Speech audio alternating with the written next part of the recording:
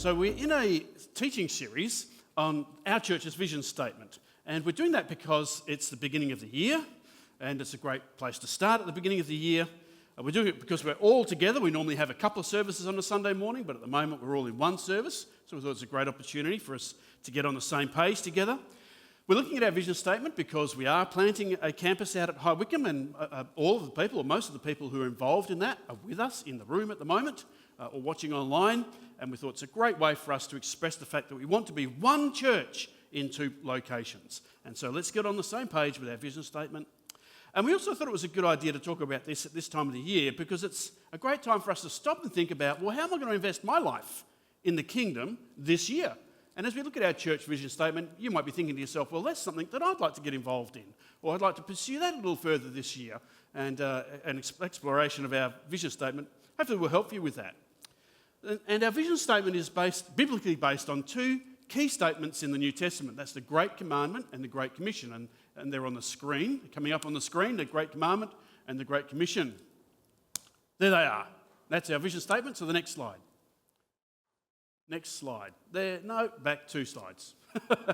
So the Great Commission and the Great Commandment. The Great Commission is Matthew 28, 18 to 20, and it says, "Go and make disciples of all nations, baptizing them in the name of the Father and the Son and the Holy Spirit, and teaching them to obey everything that I've commanded you." And then the Great Commandment is love the Lord your God with all your heart, with all your soul, with all your mind, with all your strength.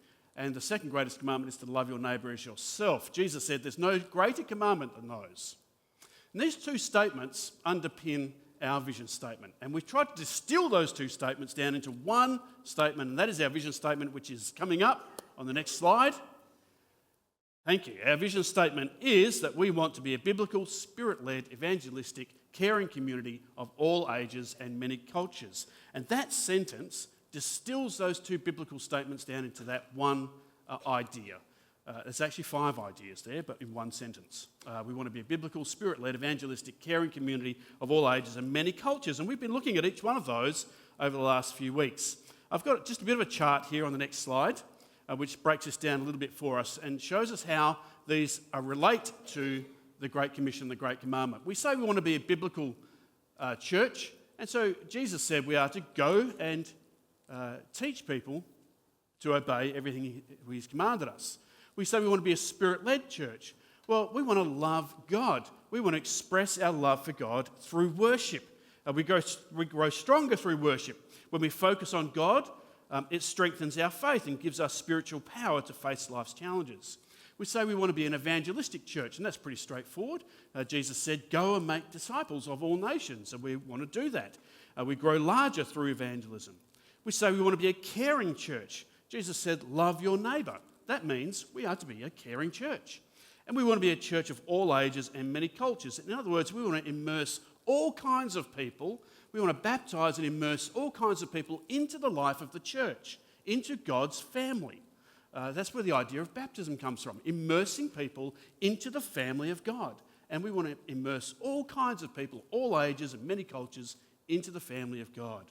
So that statement, our vision statement, is a very brief and quick overview of how that distills the Great Commandment and the Great Commission into one sentence. That's the big picture. I've thrown out a big picture there, and I've said a lot in about 30 seconds. So I want to now just narrow that down and refine that down and have a look at just one part of that. And that is that we want to be a caring community. I want to look at what does it take to become a caring community, a deeply caring community. I wonder if you've ever stopped to think about what you're good at. There are various times in our lives when we might ask that question. Maybe you've been asked to be on the school sports team. You think, well, what kind of sport am I good at? Or you're thinking about your career or what you want to study. You think, well, what should I study at uni? What am I good at? What sort of job should I do? What am I good at? There's various times in our lives when we ask, well, what am I actually good at here? Maybe you're good at cooking. Maybe you're good at teaching, organising, or maybe you're just a good listener. But the thing is, God's given each one of us gifts and talents and skills and abilities. And He expects us to use those because He's given us those for a reason. God's given us each skills, talents, and abilities so that we could use them for something bigger than ourselves. So that we could use them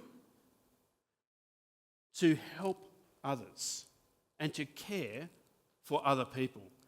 The Lord wants us to use our gifts and our talents and our resources to care for each other, to care for other people. And so today, as we think about what it takes to become a deeply caring community, I want us to dig into John's Gospel, actually, and have a look at Jesus, the master of caring, at how we do this. How do we become a deeply caring community? Because most people, Christian or not, would agree that Jesus shows us how to love people. Most people would agree with that. Whether they believe in him or not, would agree that Jesus is the master of caring for people. So I want to look at several snapshots in the Gospel of John that show us Jesus caring for people, and then draw some lessons out of that for ourselves. How does Jesus show us how to care for people? And so the first snapshot is a wedding in Cana. Jesus is there, he's there with his mother, and they're guests of the bride and groom, and then right in the middle of the celebrations, the wine runs out. Now, many of you will be familiar with this story. It's a disaster, because this is an ancient Near East wedding, and it's not just an afternoon and a dinner in the evening. It's a week-long celebration, and there's nothing more embarrassing than running out of wine in a week-long celebration. The biggest celebration of this couple's life. It was about to turn into a massive social failure, but somehow Mary notices what's going on, and so she turns to Jesus and says, "They have no more wine." It says that in verse 3. And then she goes to the servants and tells them, "Do whatever he tells you." And that's an important phrase. Mary says to the servants, "Do whatever he tells you," in John 2, verse 5. And it's at that moment that a miracle begins to unfold. Jesus tells the servants to fill 6 large jars with water, and then when the water is poured out, out comes wine, not water. It's Jesus' first miracle. Not just any wine, by the way, it's the best wine that anyone's ever had. And so Jesus didn't just fix the problem, he turned this couple's moment of shame into a moment of joy and celebration.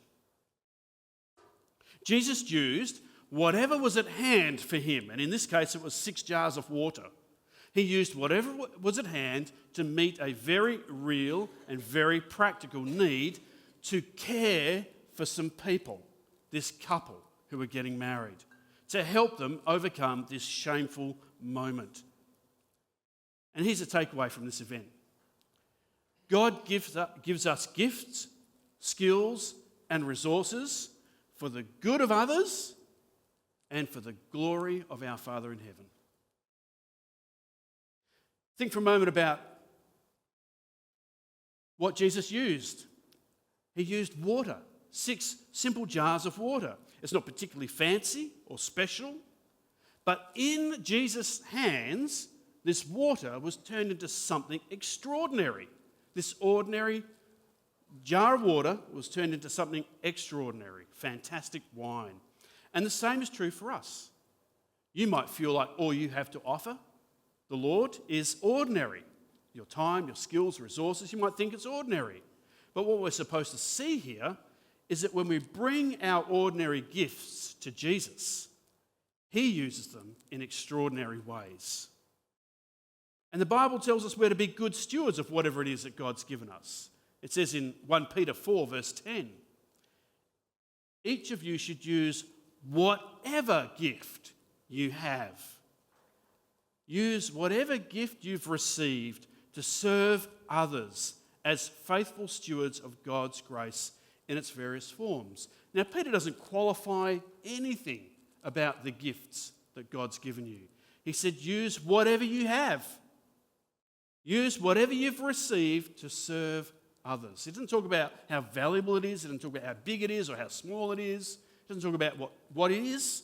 Just whatever you've received. So Jesus used whatever he had, 6 jars of water, to serve others. We're not to be worried about whether it's the most spectacular gift. We're to be willing to offer whatever we have to Jesus for him to use it. And we see that in the servants. The servants didn't perform the miracle. They didn't need to perform the miracle. All they needed to do was exactly what Jesus told them to do.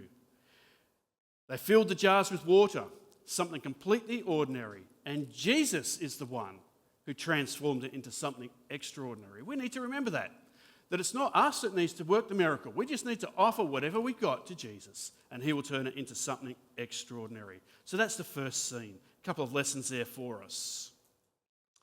A second scene. This time Jesus is surrounded by a crowd of more than 5,000 people. And this crowd had followed him out into the countryside. They're hungry to hear his teaching, so they'd followed him out of town into the countryside where he was teaching. And they'd been there for a few hours, and they were hungry. Not just hungry for his word, but now they were actually hungry. There's no shops around, there's no time to cook, there's no pop-up food truck festival, and there's definitely no time to prepare anything to feed a crowd this big. And so the disciples look around for a solution, and then Andrew finds this young boy. This young boy has some bread and some fish, and he brings this boy to Jesus. We read about it in John 6, verse 9. Andrew says, "Here is a boy with 5 small barley loaves and 2 small fish. But how far will they go amongst so many?" Now, as I read this, I thought there's 5,000 people here, and the only person who thought to bring any food was a young boy. Now, some of us won't be surprised by that, because boys just tend to pull food out from anywhere, don't they? And the mum and dad are like, "Where on earth did you get that? Whose plate did that come off of?" But most boys can find some food from somewhere. And there's this boy. He bought his bread and his fish. And Jesus isn't fazed by this. He takes what the boy has to offer, and he gives thanks for it, and he simply starts to hand it out. And lo and behold, everyone is not only fed, there's 12 baskets of food left over. There's more than enough, in other words. And so notice this. This boy's small gift fed thousands. You know, your gift you might think is pretty insignificant. Well, this boy's gift looked insignificant, but his gift fed thousands of people. His gift wasn't impressive. It was barely enough for his own lunch. But it's not about the size or even the quality of the gift. It's about surrendering our gifts to Jesus. Sometimes we think that our gifts, our skills, our resources, sometimes we think they're not enough to meet the need. But here's the thing. Jesus isn't asking you to meet the need. He's just asking you to surrender what you've got so that he can meet the need. He is the one who's performing the miracle here. And so when you surrender what you have to Jesus, he will multiply it to care for the needs of others. That's the lesson we are to find here. That's what we learn from this boy. So I wonder if there's someone in your life and you're thinking, man, their needs are overwhelming. I don't know what I can do to help. Is there anything I can do to help? Well, Jesus is asking you to bring whatever you have to him, and he will multiply it to meet that need. So this is a calling for us to be generous towards others with what we have. The Bible reminds us in 2 Corinthians 9, "Whoever sows sparingly shall reap sparingly, but whoever sows generously will also reap generously." So be generous with what you have, even if it's only small, and you will reap a great reward. And so the point here is when we trust God with what we have, he will do far more than we could ever imagine. A third picture from John's Gospel. This time we're upstairs. We're in a quiet room. And in this scene, Jesus and his disciples are lounging around a table and they're getting ready to share a meal. It's a very special moment. You see, Jesus knows what's ahead. He knows that his time on earth is almost up, and the cross, his crucifixion, is just hours away. And what he chooses to do with those last few precious moments is radical. He kneels down and he washes his disciples' feet.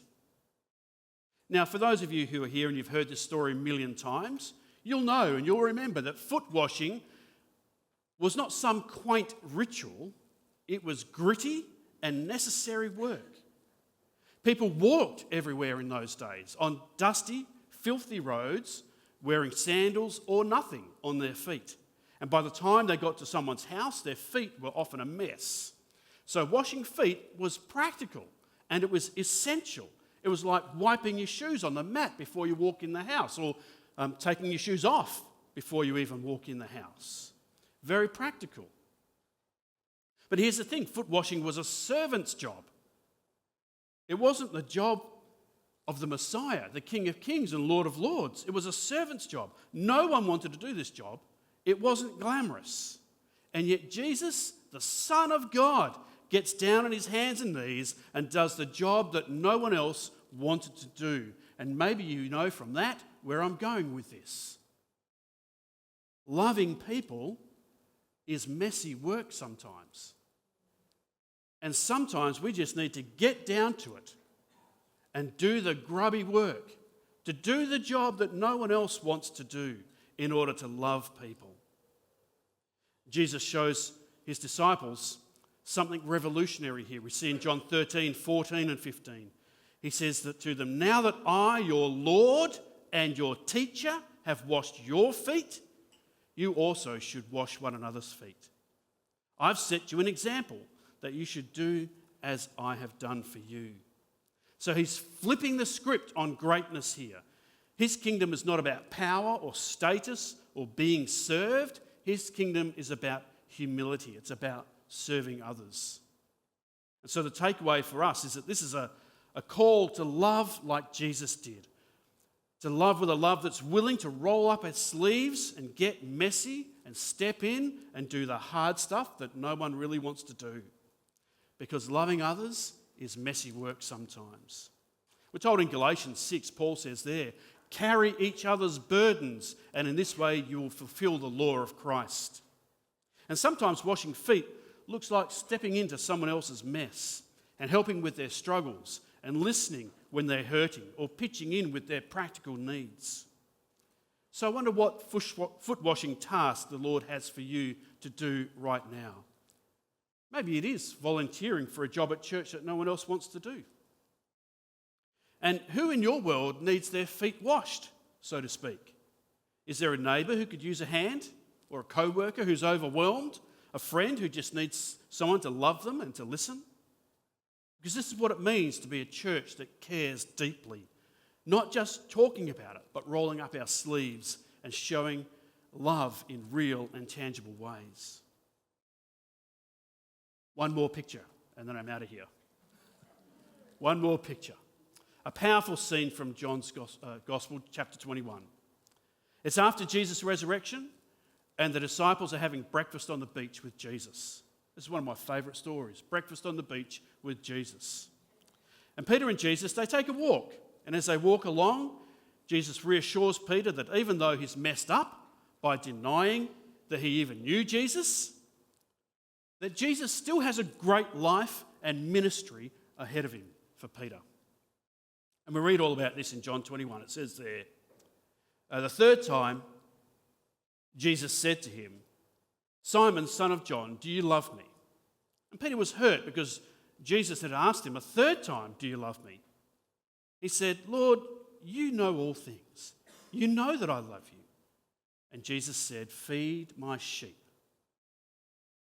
And this passage shows us that there's a place for you to serve no matter what your past. No matter what you've done, there is a place for you to serve. Because even though Peter had failed Jesus, Jesus doesn't reject him. He restores him. And most of us have done things that we regret. But what this scene teaches us is that God's grace is greater than our gaffes.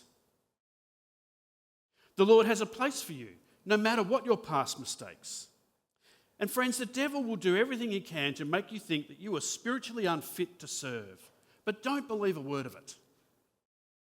He's trying to sabotage your life, and he's trying to sabotage your church. He's trying to do all he can to prevent us from loving and caring for one another deeply. And don't let him achieve that goal in your life. If Jesus is gracious enough to forgive and to restore Peter, he will restore and forgive you as well. And so don't miss out on your chance to be used by God in great ways. See what Jesus said to Peter. He said, "Feed my sheep." Jesus wants Peter to care for his people. And he wants you to do the same. And Peter's restoration wasn't just for his own good. Jesus restored him so that he could do good to others, that he could feed Jesus' sheep. The same's true for us. Jesus wants to restore you so that you can do good for others, so that we can care for one another deeply. This is our calling as God's people and as his church. And so each of those 4 scenes from John's Gospel, and I picked John's Gospel because John is the disciple that Jesus loved, the beloved disciple. And John's Gospel is all about Christ loving people and caring for people deeply. And so these 4 scenes from John's Gospel, they teach us these things. The wedding in Cana teaches us that we should do what Jesus says. And just whatever we have at hand, give it to Jesus. The boy and his lunch teaches us that we should surrender whatever we have and trust Jesus to use it. When Jesus washed his disciples' feet, we learn that loving people can be messy. And in the story of breakfast on the beach with Jesus and Peter being restored, we learn that God's grace is greater than our gaffes. And when we learn those things, Jesus will help us help others. He will help us express our care and love to his people. So what's the next step for you this morning? Maybe it's asking God, what are the gifts that he's given you? Or maybe it's saying yes to an opportunity to serve that you've been avoiding. Maybe you've been thinking, I should get involved at the new church plant in High Wycombe.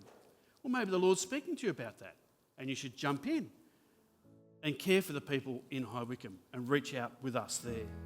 But whatever it is, remember that the Lord has gifted you not for yourself. He's gifted you so that you can serve others in his mighty name. So let's be the kind of community, let's build the kind of community that reflects God's heart, a community where no one's needs are overlooked and where everyone belongs.